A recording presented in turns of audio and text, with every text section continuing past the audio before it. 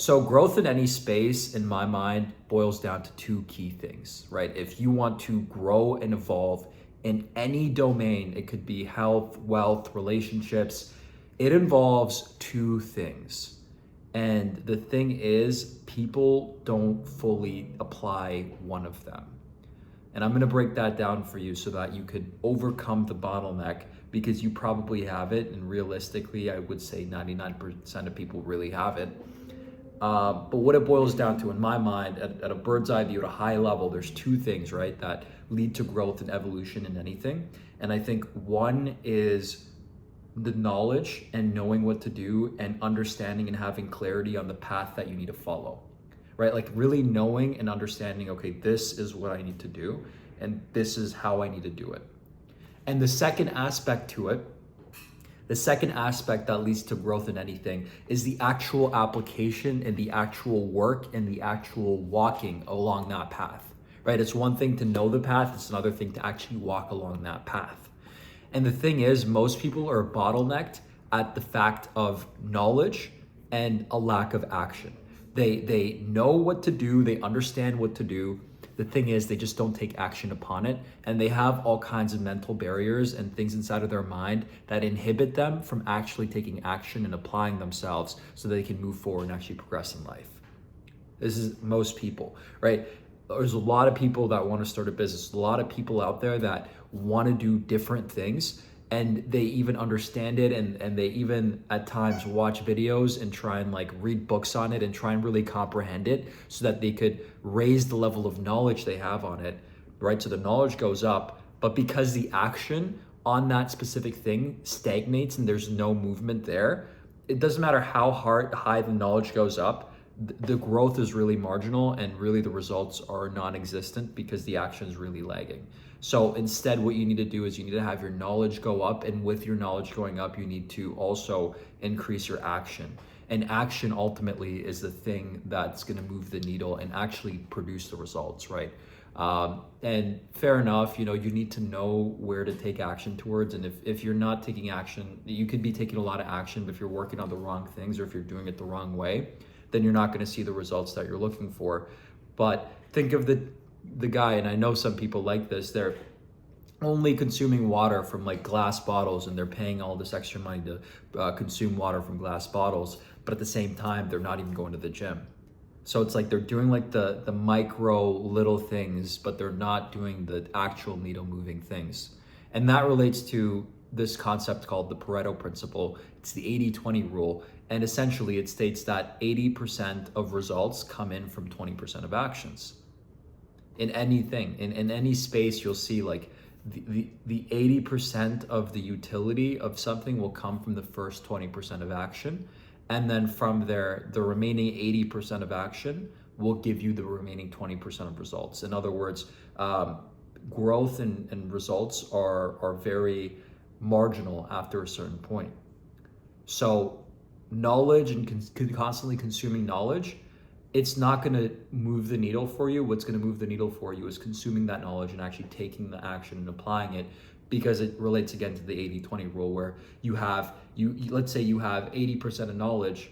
Let's say you have 80% of knowledge.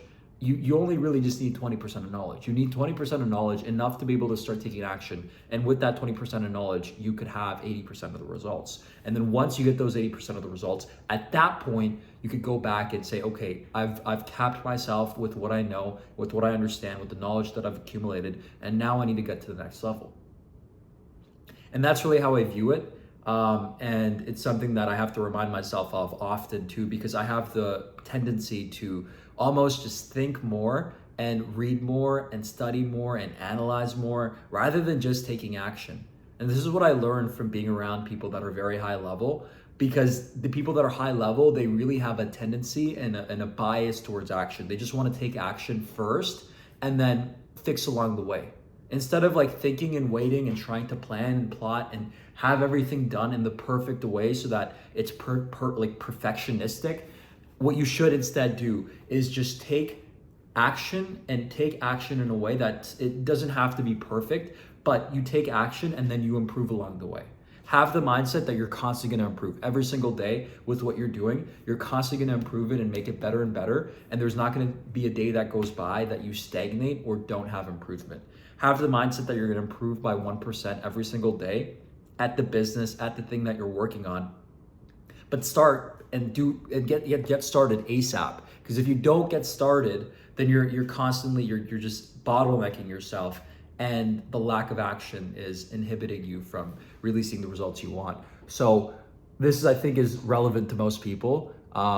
If you have a business right now and you're actually like doing the work and in the trenches and taking a lot of action, maybe you might need to actually take a step back and learn a little bit more. But for 99.99% of people, and most early entrepreneurs especially, and the type of people to really think through things, yourself, if you're that type of person, you should instead focus on taking action and favor that, and really have a lean and a bias towards that first.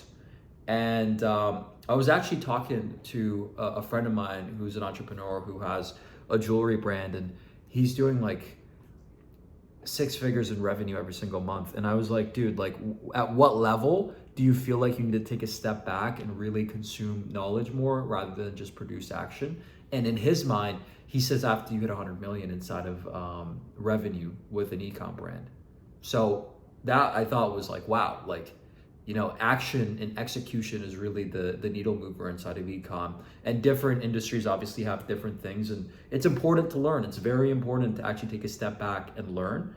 But I think you can learn more through a mentor and through having direct application and reflection upon that application. That's the way I learn now. I don't learn really too much through reading books. I do read books. I think I read more so to spark ideas. I don't read to learn things because I feel like I can't remember like learning too many things from reading a book. I feel like I learn way more through having an experience, through having a conversation with somebody and actually like conversing and going back and forth with them, or maybe through just a mentor who's really kind of like watching me and auditing the action that I'm taking so that they could give me feedback on how I can improve. For sales, for example, right? Like the best way to learn sales is instead of like reading a book on sales or understanding, sales through watching a course. Yes, there's utility to that. There is a lot of utility to that, especially if you're new. And at that point, if you're new, then your knowledge is like zero. So you should do a little bit so that you raise that knowledge barrier. But very quickly, your knowledge is going to be here. After you get 20% of that knowledge, your knowledge is going to be here and your action is going to be here. And so going back into my point with sales, the way that you learn it is you actually just go out and knock on doors, pick up the phone, do cold calls, hop on Zooms, and whatever vehicle you're selling, actually go out there and actually speak to prospects and actually go out there and try to sell.